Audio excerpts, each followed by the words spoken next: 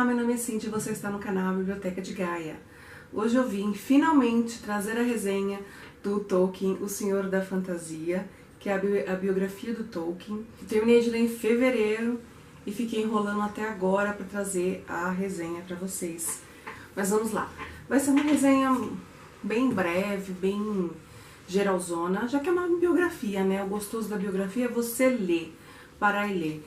E esse livro em particular, ele é mais especial ainda, porque além da história do Tolkien ter sido narrada pelo autor da biografia de uma forma tão gostosa e interessante, a edição é tão bonita e ela tá tão bem feita que você sente prazer em virar as páginas e carregar esse livro para cima e para baixo.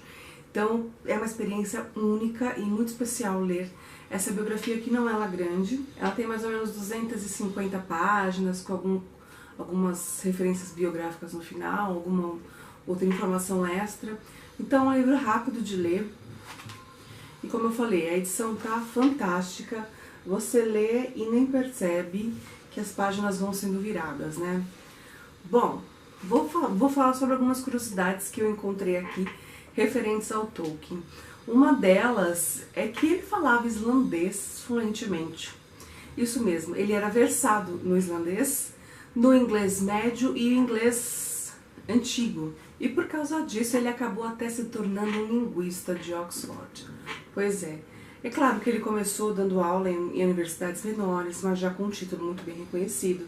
Mas ele precisava ganhar um pouco de experiência. Depois ele foi ganhando notoriedade.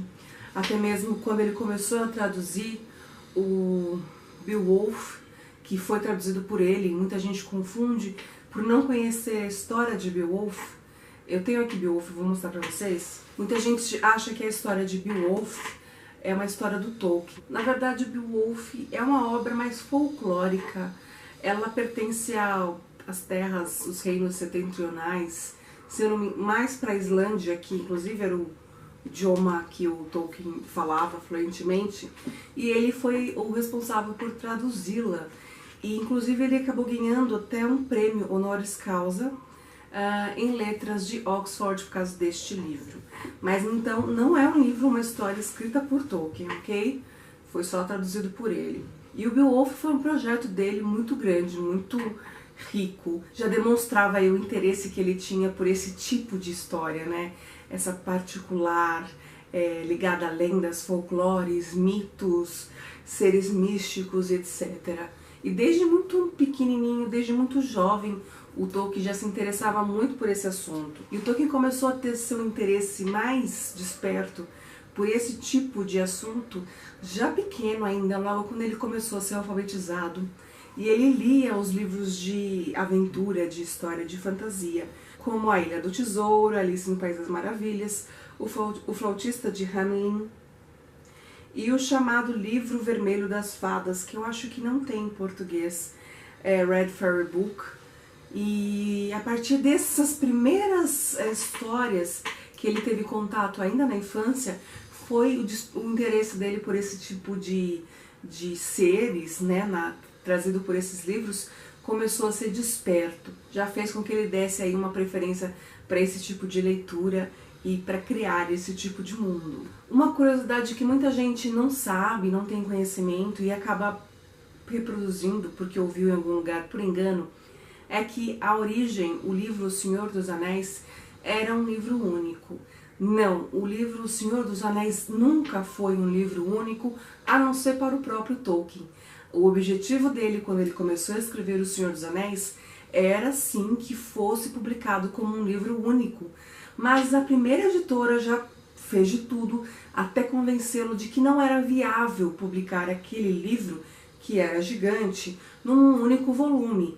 E o convenceu muito, utilizando de muitos argumentos e muitas artimanhas, de que não seria publicado de forma alguma num volume único, e o Tolkien acabou cedendo.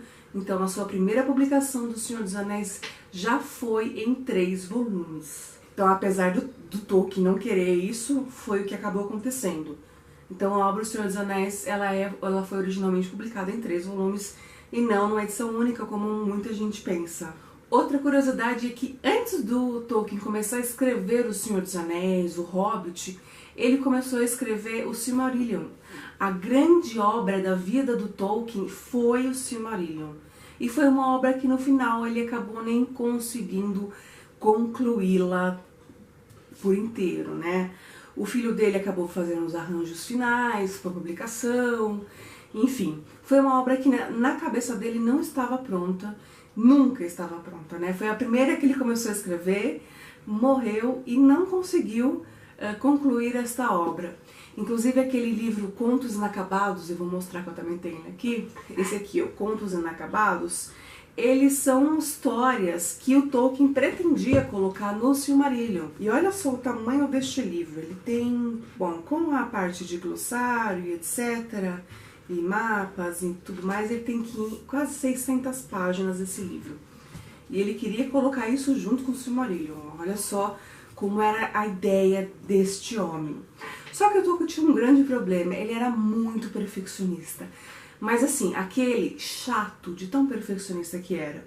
As obras dele nunca estavam boas, ele sempre comparava o que ele escrevia com o que outras pessoas escreviam, inclusive o C.S. Lewis, que foi amigo do Tolkien, muito antes de ambos começarem a escrever suas grandes obras literárias, eles já tinham uma amizade muito forte. E ao contrário do que muita gente pensa, o Tolkien, ele sempre teve uma origem, a sua formação católica. Tanto é que a mãe do Tolkien e ele e a irmã eram meio que deixados de lado pelo resto da família por serem católicos, enquanto o resto da família era protestante. E quando Tolkien conhece o C.S. Lewis e começa a dialogar com ele sobre religião, o C.S. Lewis, que até então era ateu, sempre vivia debatendo as questões e tentando, naquelas conversas de bar mesmo, que é informal, uma mente ficava tentando convencer a outra de que sua filosofia em relação às crenças religiosas estavam mais corretas, eram mais críveis do que a do outro. No final das contas, quem acabou vencendo essa batalha foi o Tolkien, de tão chato que ele era. Quando você lê o livro, você percebe aqui que ele, apesar de ser uma figura fascinante, ele chegava a ser chato e pedante. Mas ele conseguiu convencer o C.S. Lewis e o C.S. Lewis passou a ser, deixou de ser ateu e começou a acreditar na figura de Cristo. Olha quão chato era este homem e que tudo que ele queria ele conseguia. Até os últimos dias de sua vida, quando ele largou Oxford, que ele foi morar numa cidade mais tranquila, litorânea, ele não parava nunca de escrever. Ele sempre estava revisando os conteúdos do Silmarillion, ele sempre achava que podia mudar alguma coisa numa de suas obras e criar outras, mas por detrás dessa mente assim absolutamente metódica e perfeccionista, era uma mente absurdamente criativa, que tinha ideias assim infindáveis, que conseguia absorver muito do seu redor e colocar nas suas histórias. Quando eu comentei com vocês que nas conversas de bar o Tolkien discutia sobre religião com o C.S. Lewis, não era só o C.S. Lewis que fazia parte desse pequeno clube de homens. Várias vezes durante a semana se encontravam enquanto bebiam sua cerveja em um tradicional pub irlandês, falavam sobre suas ideias criativas e sobre seus projetos literários. Tanto é que estes homens acabaram criando um grupinho que existe até hoje. Se você for no pub citado aqui no livro, que começaram essas reuniões, eles ainda se reúnem até hoje. Claro que são outras pessoas, são outros alunos de Oxford, mas e com outro intuito também, né? Hoje são admiradores dos autores que frequentavam na época.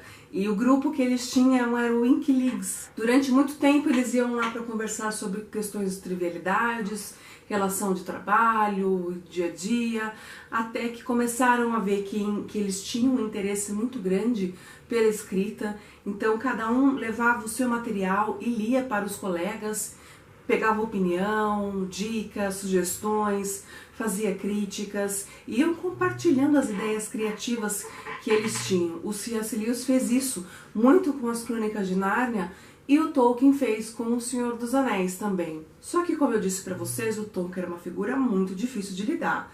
Claro que em um determinado momento, quando ele sentiu que as suas ideias estavam sendo contrariadas, com as publicações do livro do C.S. Lewis vendendo horrores, ele se sentiu muito superior a tudo aquilo e acabou abandonando este grupo, este clubinho de homens Wikileaks e ficando isolado em sua casa escrevendo seus textos. E por muito tempo o C.S. Lewis ainda tenta, sabe, sempre manter-se próximo do Tolkien. Afinal, ele é grato por ele, pela amizade que eles tinham.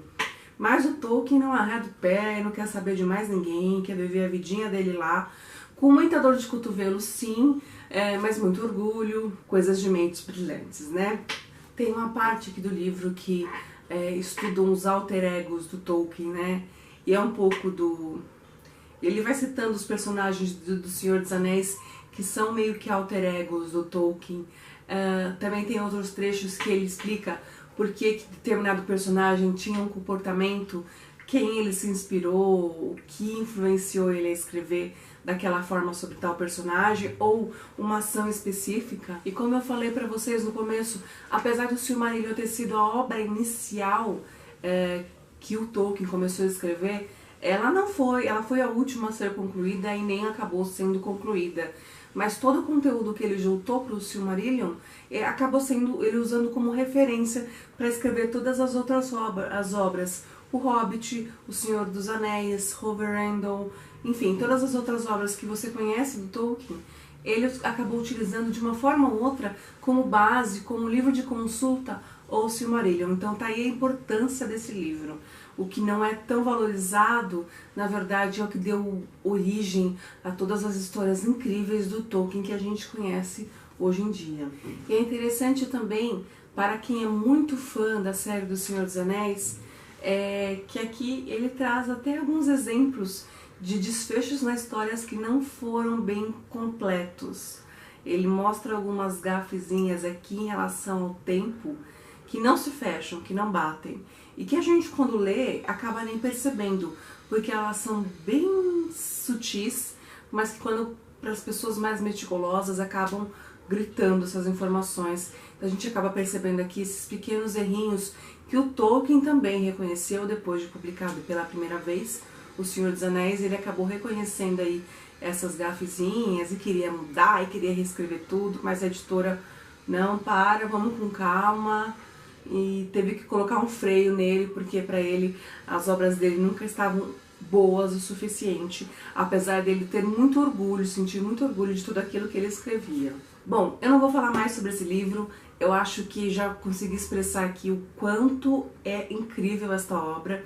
Foi fantástico para mim conhecer a vida desse escritor que eu admiro, e como vocês viram, eu estou juntando aí uma pilha de livros dele, além do Senhor dos Anéis, do Hobbit que eu já li. Estou juntando todos os outros livros já publicados no Brasil para conseguir ler todas as obras dele, porque eu realmente virei uma fã de Tolkien. Se eu já era apenas em ter lido O Hobbit e O Senhor dos Anéis, depois de ter lido esta biografia, então, fanzaça. E recomendo para vocês. Essa edição especificamente foi uma edição limitada da Dark Side. Eu não sei se vocês ainda encontram essa edição para vender. Mas se você não encontrar, tem uma que é de capa mole e na capa tem o Tolkien. Que inclusive veio o pôster do Tolkien das Terras-médias dentro dessa edição, mas eu guardei para colocar um quadro, eu quero enquadrar a parte do mapa das Terras-médias. Espero que isso tenha bastado para encantar vocês e despertar a curiosidade para que vocês busquem ler um pouco mais sobre a história deste incrível escritor e quem sabe não acabem lendo as outras obras dele. Quem nunca teve coragem, nunca sentiu interesse, ou se você já tem interesse, talvez esse interesse seja acrescido ao conhecer um pouquinho mais sobre a história do Tolkien. Não esquece de clicar em curtir antes de ir embora. Se você não for inscrito no canal, aproveita para se inscrever. Deixe seu comentário aqui embaixo se você já conhece as obras do Tolkien, quais livros do autor você já leu, se você já leu a biografia e o que você achou sobre ela. Vamos compartilhar um pouquinho essa experiência de leitura. E a gente se vê no próximo vídeo aqui na biblioteca.